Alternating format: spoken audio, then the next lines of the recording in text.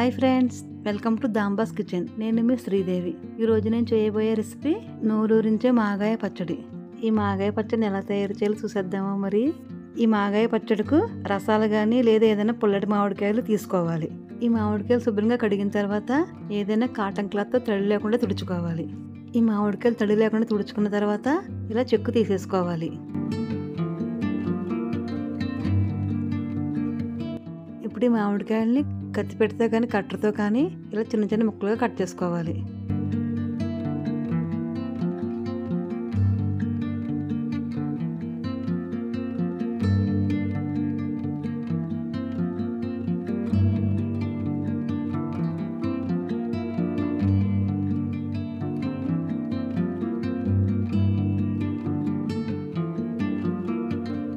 ఇలా కాయలన్నీ కట్ చేసుకున్న తర్వాత కాటన్ క్లాత్ మీద కానీ లేకపోతే కవర్ మీద కానీ ఇలా పలుచగా వేసి 4-5 గంటలు ఎండలో ఎండబెట్టుకోవాలి.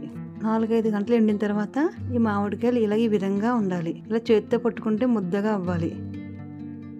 ఇలా ఎండిన ముక్కలను ఏదైనా గిన్నెతో కానీ గ్లాసుతో కానీ కొలుచుకోవాలి. ఈ గ్లాసు 300 ml గ్లాసు. నేను 15 కాయలు తీసుకుంటే ఈ గ్లాసుతో 4 గ్లాసుల ముక్కలు అయినాయి. 4 గ్లాసుల ముక్కలకు 4 టేబుల్ స్పూన్ మెంతులు వేసుకుని మాడిపోకుండా లో ఫ్లేమ్లో దోరగా వేయించుకోవాలి. ఇలా దోరగా వేగిన తర్వాత వీటిని ఒక ప్లేట్లోకి వేసుకుని చల్లారబెట్టుకోవాలి.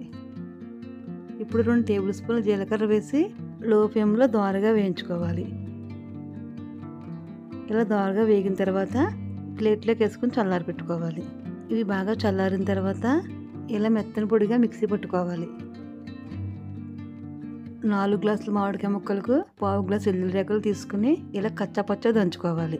ఇప్పుడు స్టవ్ వెలిగించి ప్యాన్ పెట్టుకుని ప్యాన్లో ఒక 1/2 గ్లాసు నువ్వుల నూనె కానీ వేరుశెనగ నూనె కానీ వేసుకుని నూనె వేడయ్యాక 1 టేబుల్ స్పూన్ మెంతులు వేసుకుని మెంతులు దోరగా వేయించుకోవాలి.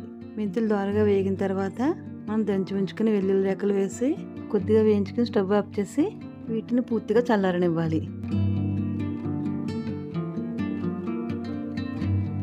4 గ్లాసుల మామిడికాయ ముక్కలకు పొడి చేసి ఉంచుకున్న రాళ్ళ ఉప్పు 1/2 గ్లాసు వేసుకుని ఇలా మొత్తం అంతా కలిసేటట్టు ఒకసారి బాగా కలుపుకోవాలి.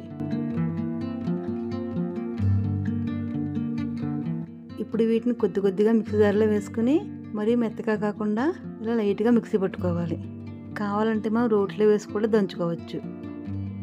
ఇలా మొత్తం అంతా మిక్సీ పట్టుకున్న తర్వాత 4 గ్లాసుల మామిడికాయ ముక్కలకు 1 గ్లాసు కారం, మనం మిక్సీ పట్టి ఉంచుకునే మెంతి పొడి వేసి మొత్తం అంతా కలిసేటట్లు బాగా కలుపుకోవాలి. ఇలా మొత్తం అంతా బాగా కలిపిన తర్వాత 1 గ్లాసు వేరుశెనగ నూనె కానీ నువ్వుల నూనె కానీ వేసుకుని ఒకసారి మళ్ళీ బాగా కలుపుకోవాలి.